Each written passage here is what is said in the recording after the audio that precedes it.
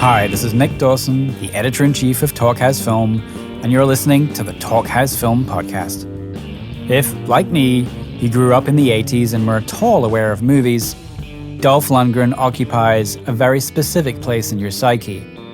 Whether you knew him as Ivan Drago from Rocky IV, He-Man in Masters of the Universe, or the eponymous hero in The Punisher, Lundgren, with his chiseled good looks, blonde hair, and imposing physique, was an action star who seemed the embodiment of masculine ideals.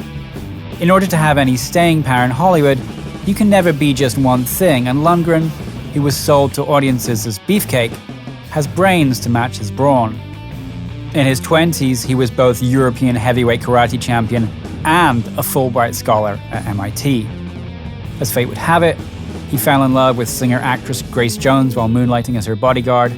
She got him a small role in the Bond movie A View to a Kill, which led to Rocky IV, and the rest is history. On today's episode of the Talkhouse Film Podcast, Joe Lynch, a regular Talkhouse contributor and also director of Everly and the upcoming Mayhem, chats with Lundgren, whose new film Don't Kill It is now in theaters. The pair talk about the horror movie, in which Lundgren has a lot of fun playing demon hunter Jebediah Woodley, and a bunch of other subjects, including Lundgren modeling his career on Clint Eastwood, his move into writing and directing, what he's learned from directors as diverse as Sidney J. Furie and Sylvester Stallone, why it's worse to be chased by a 50-year-old guy with a shotgun than a 20-year-old guy with a shotgun, the political incorrectness of movie violence, but the two start by discussing another famous filmmaker who's been on the Talkhouse Film Podcast, Abel Ferrara.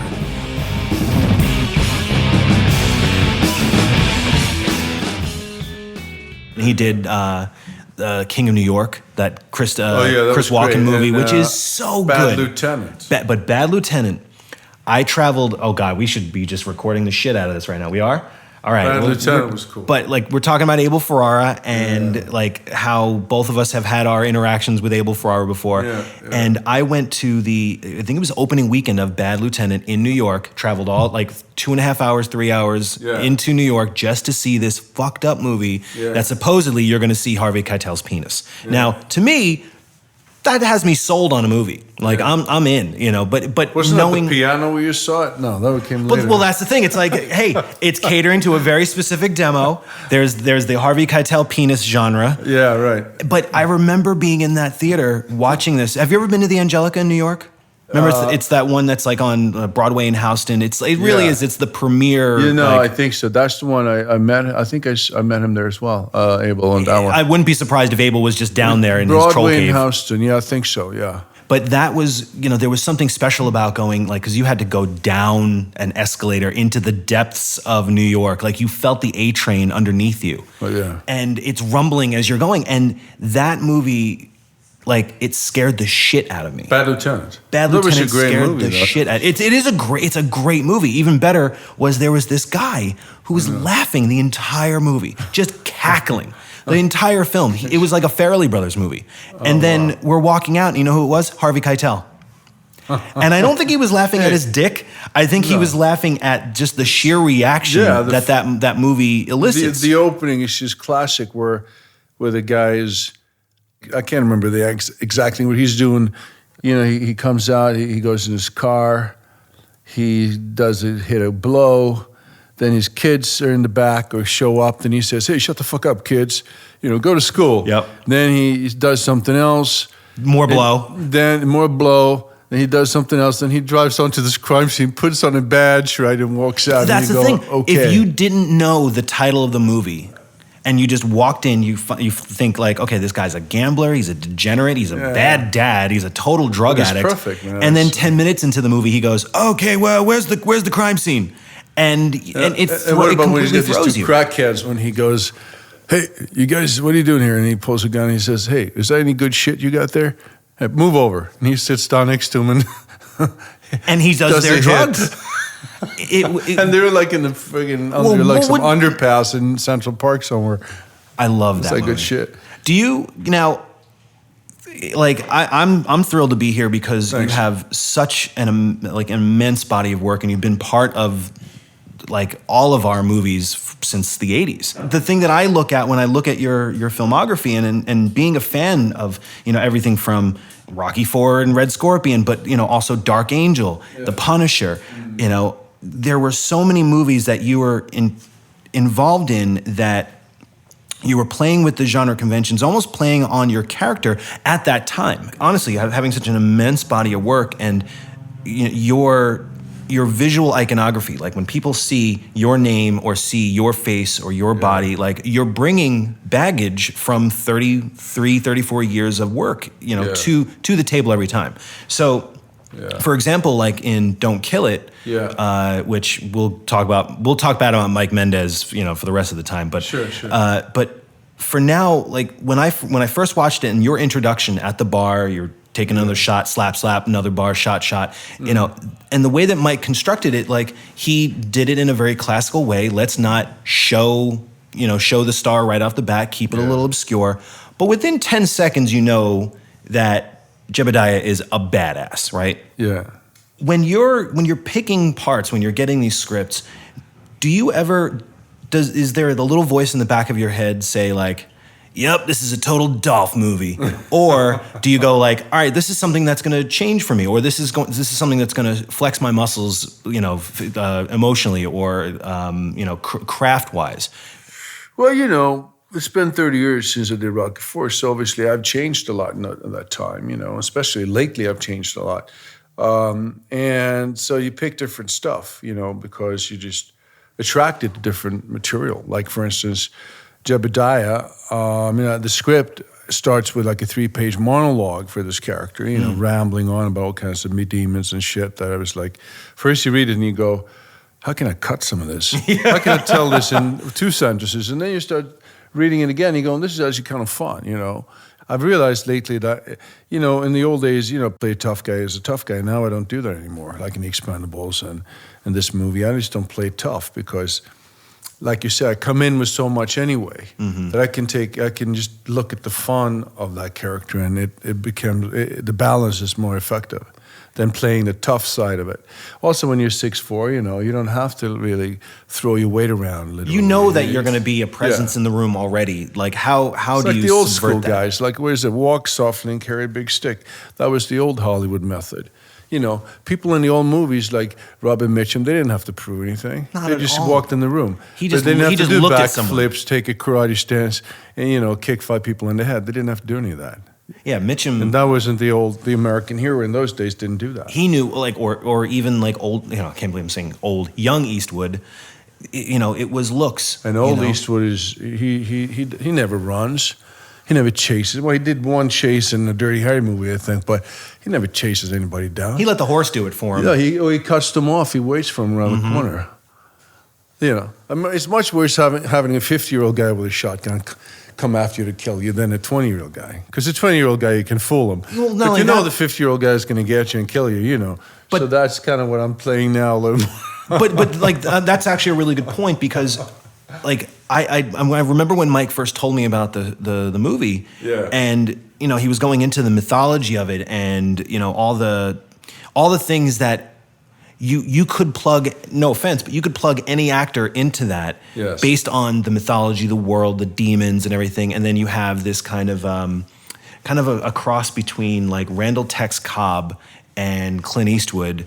This drifter that Jebediah plays. Do you remember that in Raising Arizona where, Randall Tex Cobb just comes in, he's the one who's going to save the baby, he's the guy on the bike, and he's putting his feet up, he's acting rude. There's got a little bit of Indiana Jones in it too. But that's a perfect example. Like there's something about that character that makes him just coarse and irreverent enough with enough weight because, like Indiana Jones, you knew that there were stories before this one.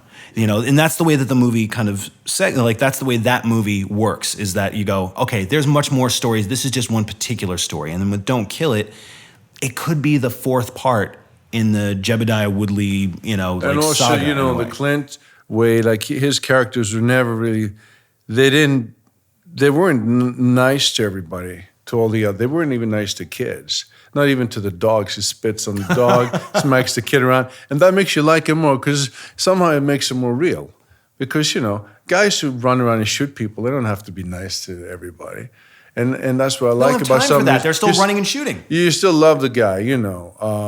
All of his guys, like and all this Man with No Name, you know, he did that. He had there was a coarseness to him that made him kind of, made him real and kind of likable. You kind of believed that he was that guy, because he didn't have to wear the white hat all the time. Yeah.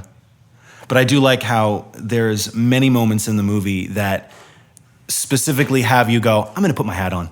Like there's a clear choice that hat is almost part of your armor. It's almost part of your persona. Like when you're putting on the the jewelry in the beginning, and you toss it off as a kind of throwaway moment to the girl that you were with the night before. Yeah. But clearly there's a story behind it. Each one of those pieces, the trinkets, has a story behind it.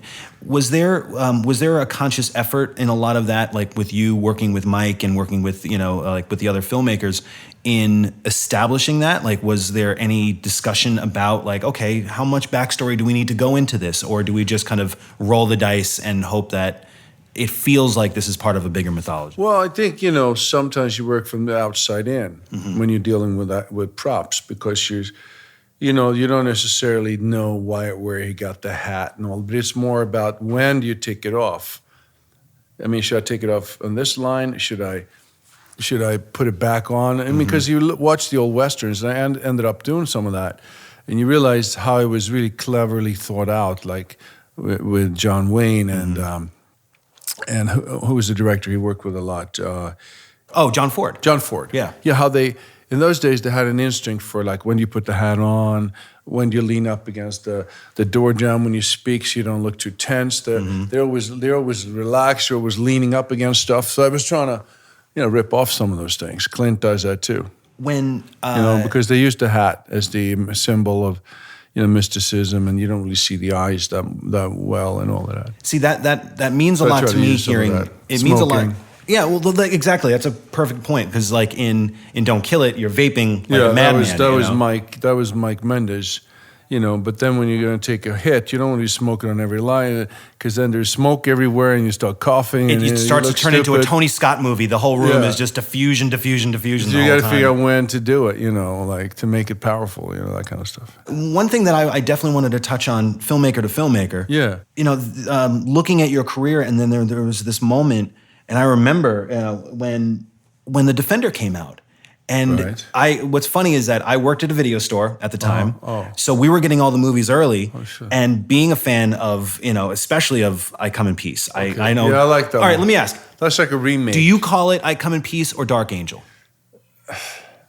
I like both. I mean, I like Dark Angel better. Dark Angel feels like a noir movie. Yeah, and there was a picture called Dark Angel in the 30s. Yeah. Samuel Goldwyn Company. I think that's the reason they didn't use that title. Oh, But the original script of that was very much like I Come in Peace. It was just a great script about this alien drug dealer who comes down to Earth, and he's followed by this cop. He's harvesting... Harvesting man's brains, right? And this cop comes after him. And just who came up with it? What did they smoke? Came up with that shit. The alien drug dealer, and who would have ever thought that CDs would be dangerous? I know. You show that now, and then somebody would be like, "What the fuck is that thing flying near them?" Like, you don't understand. Like, we used to do that in school. We'd be throwing our old CDs at people, going like, "I come in peace." You go in pieces, and you're just throwing them at the teacher. It's great. They did, yeah. No, that's could be a good remake, though. I know, no, that totally. But the problem is that. What would it be now? Like, what topical thing could I don't be? know. Like, would it be like zip drives that they'd be throwing at people? Yeah, it can't throw the cloud, unfortunately. The way it was, he came out of it. He had he had that like shooter, and the shooter would make this like little disc. One of my favorite DPs, Mark Irwin, shot that movie. Oh yeah, and one of the things that I remember that Craig Baxley talked about was how he was illuminating people from the inside. And I always thought that was so fascinating, like because you'd have these people who were like.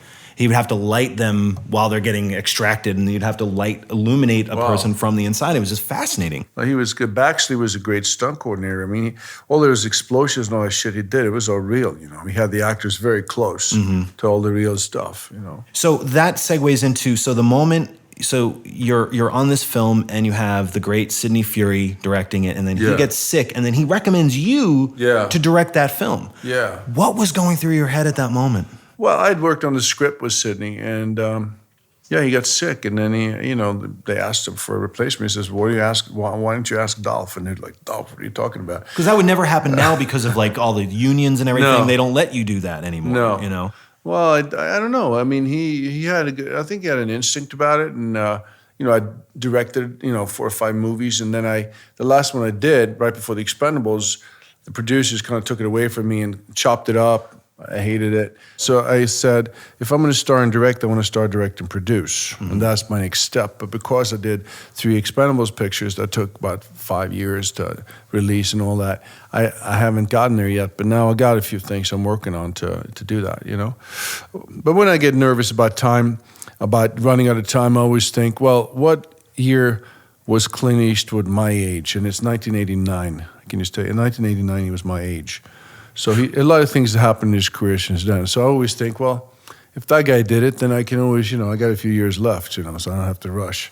So one thing I always wanted to, when you were in that position, like some of my favorite actor turned directors, when they are put into that position, like I remember when like Mel Gibson did The Man with No Face, Oh yeah, I remember that. That was his first movie, and he had directed like little shorts and stuff like that. Yeah. But that was, and it was okay. It wasn't bad, It wasn't Braveheart, No. It was very slight, but yeah. But he would always talk about like, look, I got the best film school in the world because I was on set, and I was learning from all these amazing craftsmen. I was working with Peter Weir and George Miller, right. 2 best film schools you could possibly get. Yeah. You had worked, with some great directors, and obviously, because you're a movie lover and stuff. It's okay. Of course, but were there any filmmakers, or who are your filmmaking influences? Well, I mean, I haven't worked with some of them, like Clint Eastwood, who's an actor, director, who is very easy.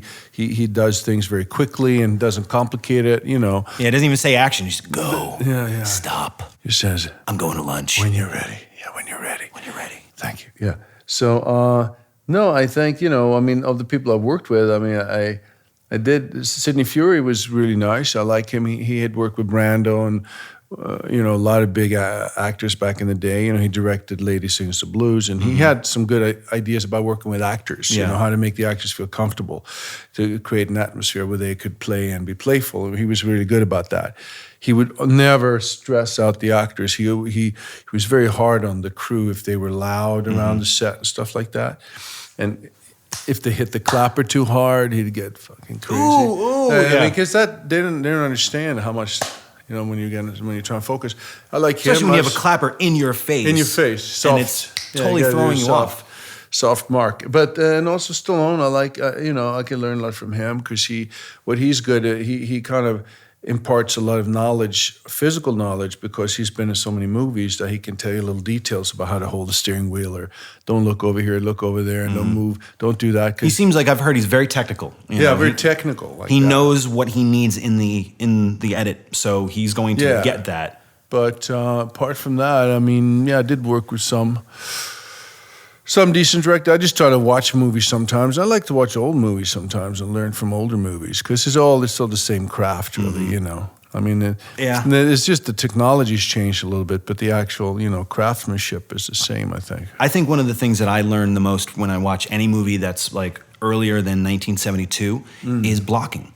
Because a lot of times you look at like, the old Hitchcock movies and, old John Ford and Capra, and they're basically staging almost theatrically, and they know where to put the camera, and they know where to move the camera subtly. They're not doing a lot of coverage. It's mostly masters, but it makes you appreciate the blocking and the interaction between the actors, knowing that it's not some guy talking to a tennis ball on the reverse shot. You can feel that they're invested. Yeah, and I heard John Ford, speaking of John Ford, I heard he had this trick.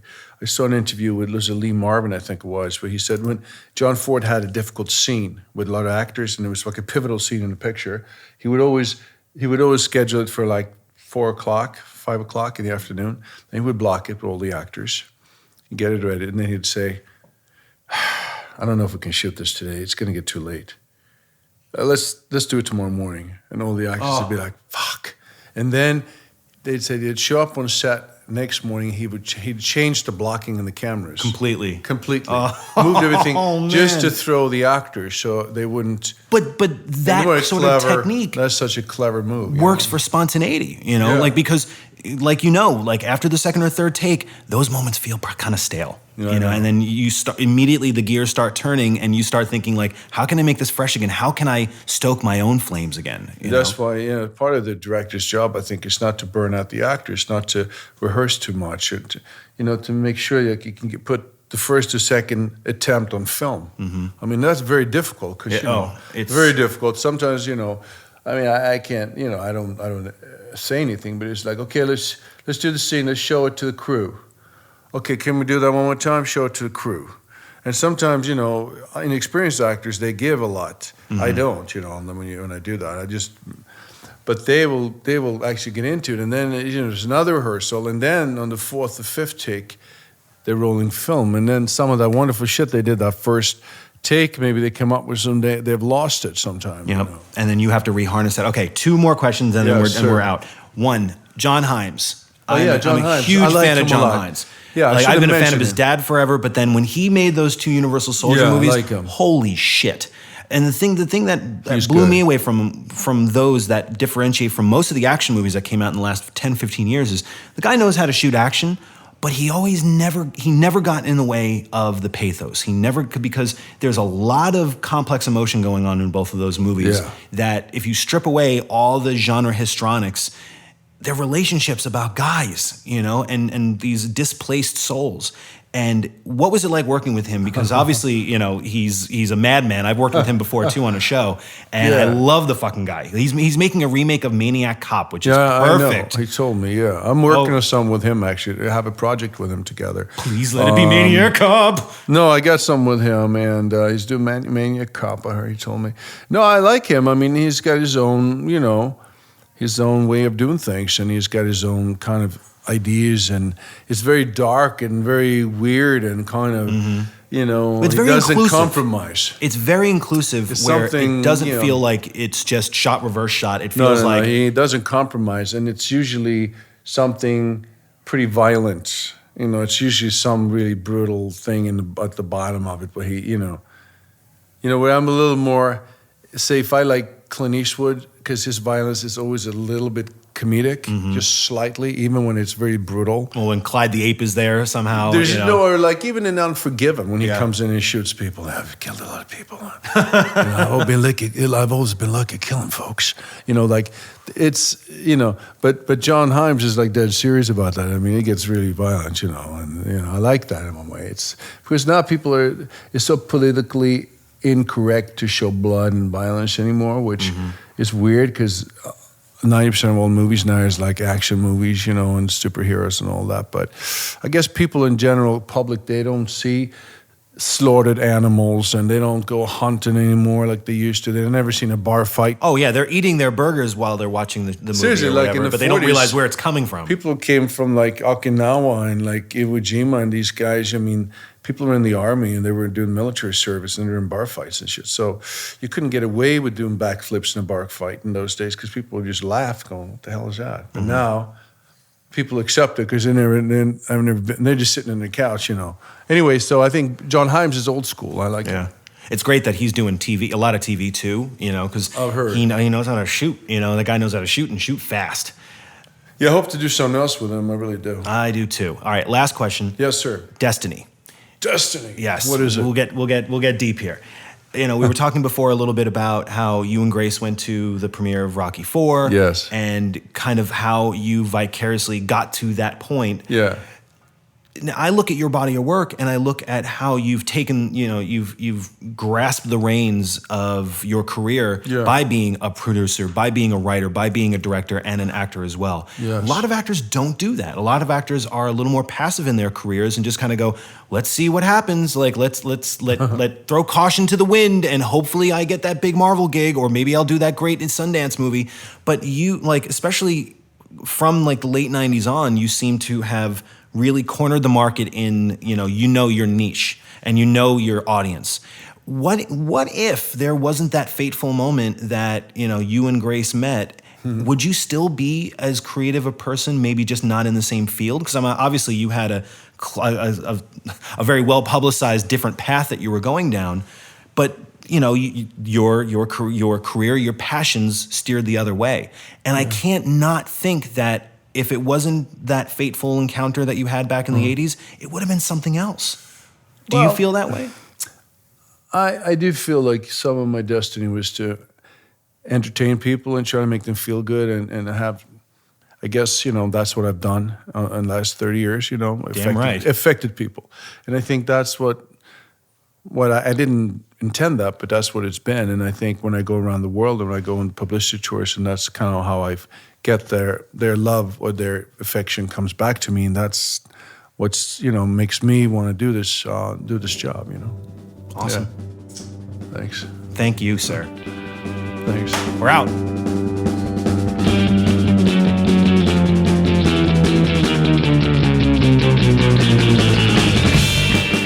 This is Nick Dawson from Talkhouse Film, and you've been listening to Joe Lynch and Dolph Lundgren on the Talkhouse Film Podcast.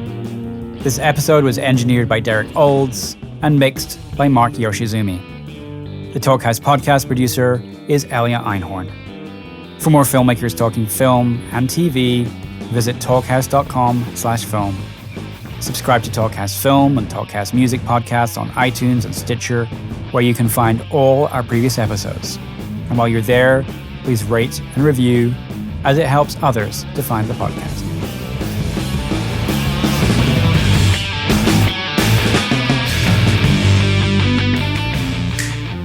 The guy who played Paulie, Burt Young.